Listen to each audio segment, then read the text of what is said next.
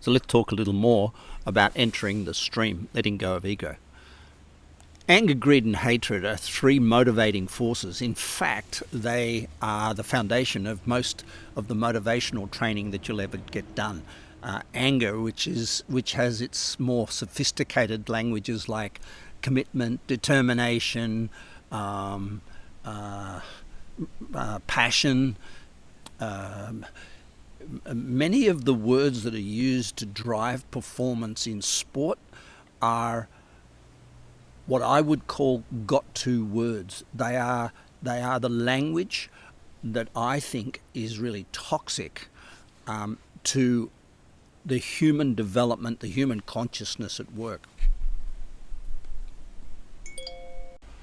So let me just explain exactly what I mean by this. There's a little graphic up on the screen now, and on this graphic you can see a pyramid, and down the bottom of the pyramid it's where we swing from left to right, from past to the future, from pleasure to pain. We swing extremes of emotion. Now if we take a look at this chart in a more sophisticated way, we see that the different levels of the human brain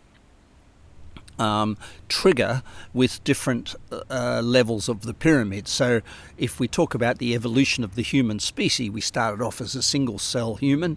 That's a cellular brain. We moved from single cell to multi-cell to amphibian, which is the should-do level of thinking, which is the spinal cord, the reptilian, the brainstem, the basal ganglia is mammalian, the limbic brain is the human mammalian, the cortic brain, and the corpus callosum, the love-to, is the highest level of the brain we can go to. So when we have language that we use at work that engages the ego, we engage different levels of our evolution. And this is quite often talked about in Buddhism as well, that we come back as a reptilian, or we come back as a mammalian, or we come back as an amphibian, a fish. And it's translated in a very poor way. But what they're basically talking about is that if you treat others with disdain and hate and anger, you are operating at the reptilian or amphibian and cellular brain. We know that certain diseases affect different levels of the brain. So what we do know, and it's clearly proven out, is that the cellular brain, the got-to brain, is engaged, highly engaged in the illness of cancer. So if we're in a got-to state, a very polarized state of mind, in this first level of self-leadership, if we spend a lot of time in anger or in hate or in greed, we're in the most polarized state of the brain there can be, and unfortunately it puts a lot of stress on the cellular brain, and that cellular brain starts to break down. There's a great book called Molecules of Emotion, and I'm trying to think of her name, the lady who wrote it, but Molecules of Emotion is the book. It explains this beautifully. The amphibian brain, or the should do, you hear it all the time at work. You should do this and you shouldn't do that, and you should do this and you should do that. You hear it at home talking to your kids. And that amphibian brain, if you look at illnesses that engage the amphibian brain, they're very often motor neuron illnesses. They're very often illnesses that attack the immune system of the body. And when we spend a lot of time in that righteousness, polarized righteousness, not only do we get polarized in righteousness, but we get polarized and stuck in a certain level of thinking, and that triggers greed, hate, quite a lot of judgment involved in the word should, and anger. And so what we need to do is recognize in this first step that there are levels of the brain that will respond automatically. If you can actually change your language, the levels of the brain will automatically engage. So if you say the words love to, choose to, or desire to, you're automatically using high levels of the brain.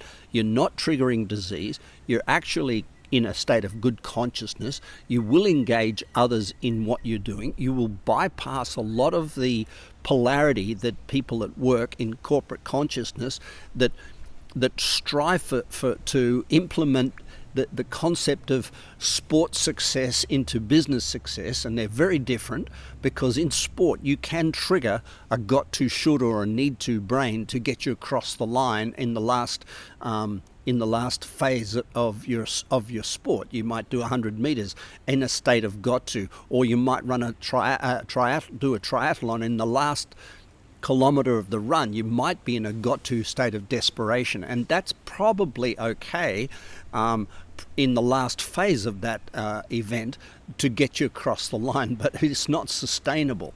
But in the office, if you go into got to, what you'll do is you'll cause a mirroring, you'll cause repercussions, and you'll cause a running away. You'll cause hatred, anger, and it'll trigger some sense of attachment or greed in others. So we're very much in the first phase. Now, the process for keeping you out of got to, should, and need to, the process for keeping you above that is called the emotional shower. If you go on my YouTube account, and you should find it under my name quite easily, you'll find the words emotional shower, and I demonstrate how to do an emotional shower, how to keep yourself out of that horrible state of got to, should, and need to.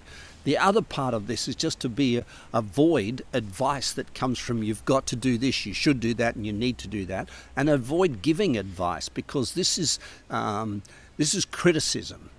And we know, in our heart of hearts, we know, and research has proven, that criticism, self and other, is the single most common cause of divorce. So in criticism in the home. So if you take a got to home, or a should or a need to state of mind home from a workplace that encourages it, you should do this and you shouldn't do that, you need to do this and you need to do that, you've got to do this and you've got to not do that. And if that starts to become your default, your go-to, in your work or your sport, and you bring that into the household, you are actually going into a phase of sabotage. That's probably not the wisest place to be. It does hurt you, the giver. It actually decreases your immune system. It's probably triggering some decay across the cells of your body, in some part of your body. And it's also in mental health. Need to is this state of mind that causes things like dementia, Parkinson's, Alzheimer's, and many other mental health, long-term mental health problems. So I think it's really wise to stay away from those three: got to, shoulds, and need tos. Got to is have to. It's the same word. Should do and ought to, they're pretty much the same word. And need to is self-explanatory. Want to is about the halfway point, and want to is what we call the human heart. When your heart's open, you might say, I want this. And it's a very empowering thought. But above the heart, above the human heart, there are higher levels of thinking where inspiration and creativity are born.